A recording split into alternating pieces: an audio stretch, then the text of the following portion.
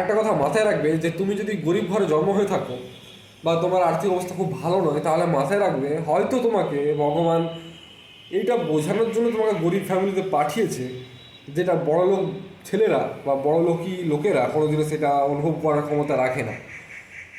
তুমি যদি গরিব ঘরের ছেলে হয়ে থাকো, তুমি আর্থিক অনটন কাকে বলে, তোমাকে কিভাবে অল্প টাকায় জীবন যাপন করা কাকে বলে, কিভাবে সব কিছু মানানসই করতে হয়, সেই জিনিসটা তোমাকে কিন্তু জন্ম থেকেই শেখানো হয় যে তুমি অল্প টাকার মধ্যে কিভাবে তোমার জীবনটাকে চালাতে পারবে।